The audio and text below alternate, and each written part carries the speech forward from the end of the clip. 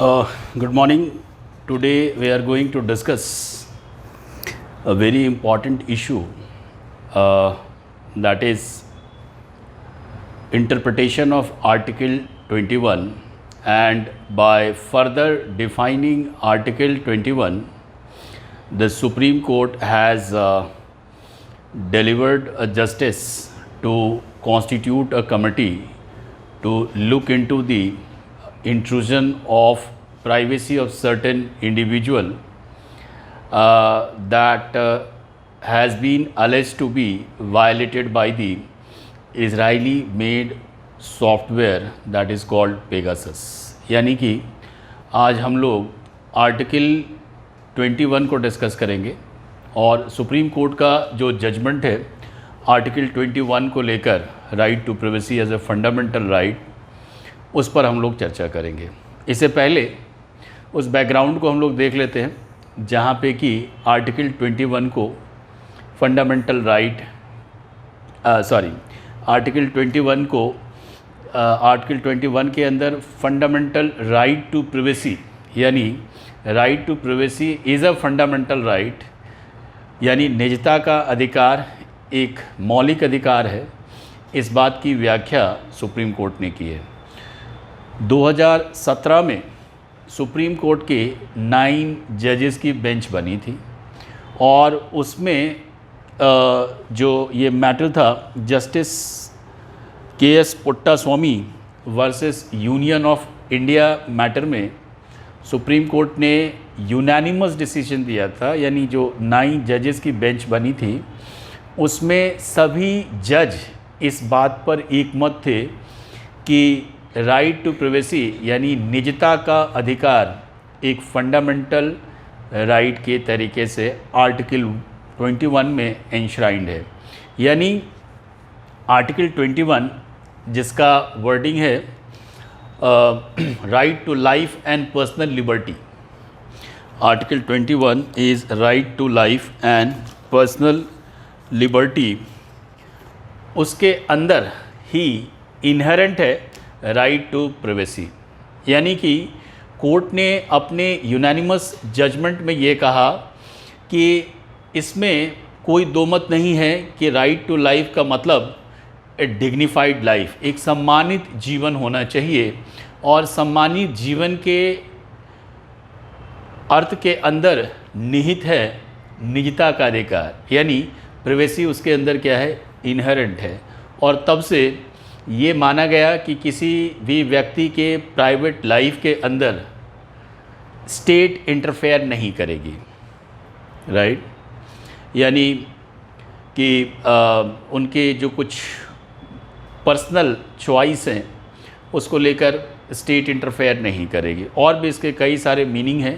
इसी मीनिंग से आप देखेंगे LGBTQ तक डिस्कस किया गया था।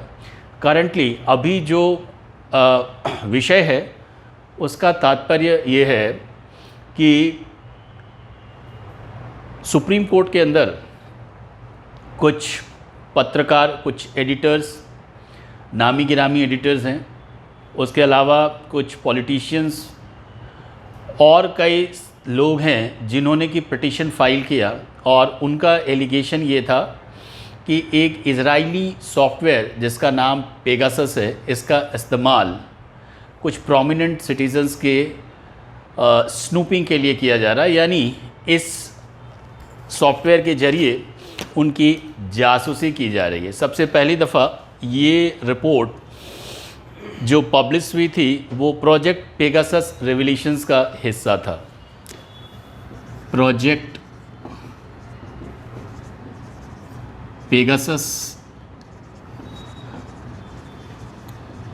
रेवोल्यूशंस, जिसके अंदर ये कहा गया था कि अक्रॉस द वर्ल्ड यानी पूरी दुनिया में लगभग 50,000 ऐसे मोबाइल नंबर हैं जिनके ऊपर स्नूपिंग की गई है और उस स्नूपिंग को एक इजरायली सॉफ्टवेयर है जिसका नाम है पेगासस। असल में इस सॉफ्टवेयर के थ्रू एक ट्रोजन हॉर्स को मोबाइल डिवाइस के अंदर इंस्टॉल कर दिया जाता है। जब आप किसी अटैचमेंट को ओपन करेंगे तो उसके साथ क्या है, ये इंस्टॉल हो जाता है और आपके मोबाइल में रहते हुए भी आपको पता नहीं चलेगा कि ये आपके सारे इन्फॉर्मेशन स्टील कर रहा है। ये सॉफ्टवेयर इतना पावरफुल है कि चाहे वो एंड्रॉयड बेस्ड मोबाइल फ़ोन हो या iOS बेस्ड मोबाइल फ़ोन हो, दोनों ही तरीके के मोबाइल फ़ोन को ये अफेक्ट कर सकता था। इसमें ये भी कहा गया कि इन 50,000 टेलीफोन नंबर्स में से कम 300 ऐसे नंबर्स हैं जो इंडियंस के हैं। बाद में एमनेस्टी इंटरनेशनल ने भी इसके अंदर इन्वेस्टिगेशन किया था। कुछ व्हाट्सएप के भी एलिगेशंस थे। इस इजरायली कंपनी जिसका नाम है NSO ग्रुप, तो इससे ये पता चला कि कई सारे प्रोमिनेंट इंडियंस भी हैं जिनके ऊपर स्नूपिंग की जा रही है। फिर फर्दर रेवलेशन ये हुआ कि जो ये ट्रांजैक्शन होता है, यानी जो इजरायली कंपनी है NSO ग्रुप, ये सिर्फ गवर्नमेंट को ही सॉफ्टवेयर सेल करती है सिक्योरिटी रीजन से। तो अब सुप्रीम कोर्ट के अंदर इसलिए पिटीशन फाइल किया गया जिनको एप्रीहेंसन था कि उनके मोबाइल की सिक्योरिटी कॉम्प्रोमाइज़ हो गई है, क्योंकि एक तरफ जब ये क्लियर हो गया कि जो स्नूपिंग हो सकता है वो गवर्नमेंट की तरफ से हो सकता है, तो वैसे में जब ये सुप्रीम कोर्ट ने पिटीशन एंटरटेन किया तो गवर्नमेंट को नोटिस सर्व किया गया और गवर्नमेंट से रिप्लाई मांगा गया। अब एक चीज़ और समझिए कि इवन राइट टू प्राइवेसी या कोई भी अधिकार जो संविधान के अंदर दिए गए हैं वो एब्सोल्यूट राइट नहीं है, यानी किसी को भी मनमाना अधिकार, स्वच्छंदता नहीं है। So every right is subject to reasonable restrictions.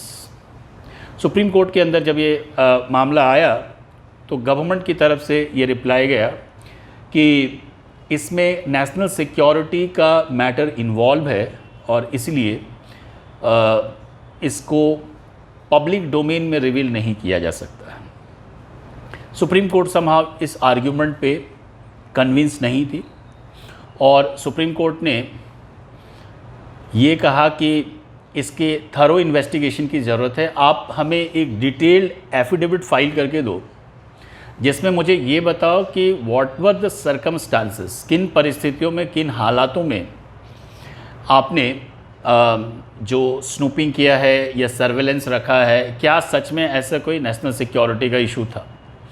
तो गवर्नमेंट की तरफ से डिटेल्ड एफिडेविट फाइल नहीं किया गया।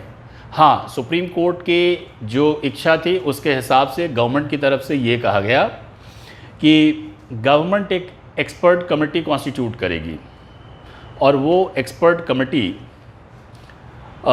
सुप्रीम कोर्ट को अपना रिपोर्ट सबमिट करेगी। सुप्रीम कोर्ट चाहे तो उस एक्सपर्ट कमेटी से सवाल जवाब कर सकती है और ये जो पर्पस है वो पर्पस सर्व करेगा।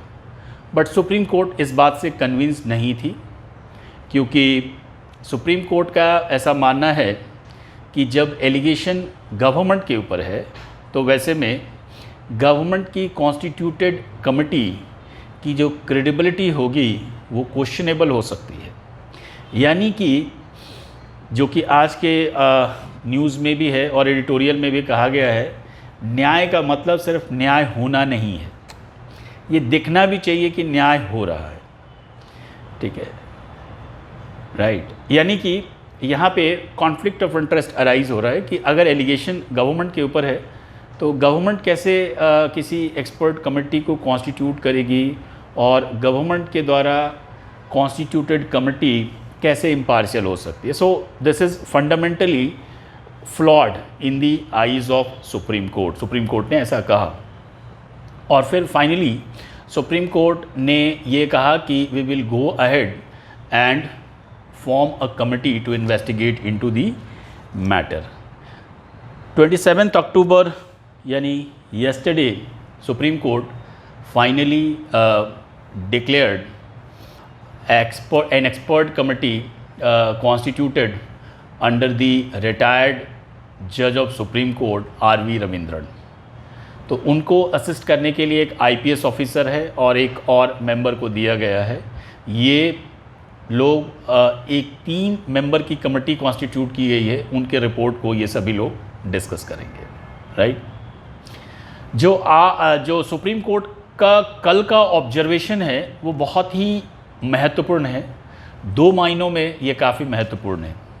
पहली बात, सुप्रीम कोर्ट ने ये कहा है कि even a slightest sense of apprehension that somebody और a individual is being snooped or is put to surveillance prohibits him or her to exercise his or her right। यानी किसी को एक छोटी सी अंदेशा होने पर भी कि उसके ऊपर निगरानी रखी जा रही है, वो अपने किसी भी अधिकारों का इस्तेमाल नहीं कर सकता है। that creates a kind of fear psychosis in the person concerned, और ये डर उनको उनके अधिकार को इस्तेमाल करने से रोकती है। दूसरी बात, सुप्रीम कोर्ट ने कहा कि गवर्नमेंट किसी भी डिसीजन को नेशनल सिक्योरिटी के कवर अप में ये नहीं कह सकती कि हम इसका रिप्लाई नहीं देंगे। यानी the power of the court to have judicial review cannot be subjected to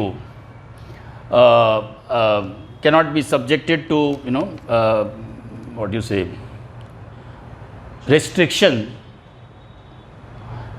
merely by uttering the national security।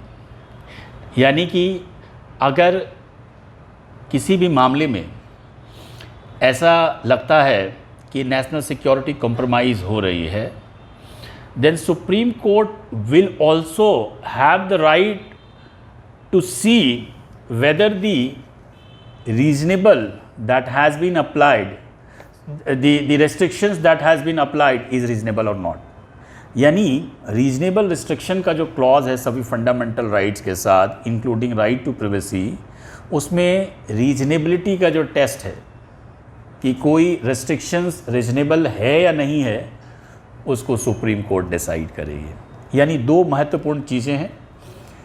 पहली महत्वपूर्ण बात यह है कि जो स्पाइंग है, स्पाइंग के एप्रीहेंशन से इंडिविजुअल्स अपने फंडामेंटल राइट का इस्तेमाल नहीं कर पा रहे, क्योंकि उन्हें लगता है कि सरकार उनको सर्विलेंस पे रख रही है, उसके अंदर एक सेंस ऑफ फियर क्रिएट करता है। दूसरी बात ये कि सुप्रीम कोर्ट का जो अधिकार है जुडिशियल रिव्यू का, वो नेशनल सिक्योरिटी के कंसर्न से ओवरशैडो नहीं होगा। तो that is how supreme court once again reasserted few of the fundamental constitutional principles that has been laid in Keshavanand Bharati case, Minerva Mill case and in several other judgments. So that is how this becomes a very important judgment.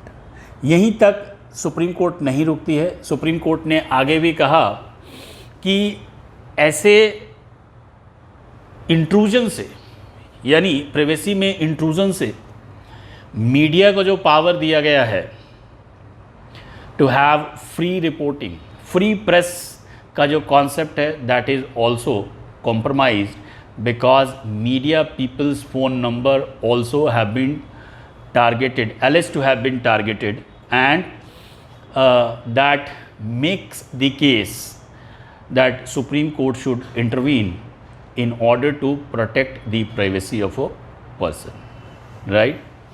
So this is what the matter is. Now the editorial says it will be in the interest of everyone to protect the fundamental rights, and the matter needs to be investigated not only from the perspective of fundamental rights being violated, that is right to privacy, but also it may happen that some other foreign agency may be attacking Indian individuals to extract certain information. So in the spirit of justice, this should be done, and that is what Supreme Court has done.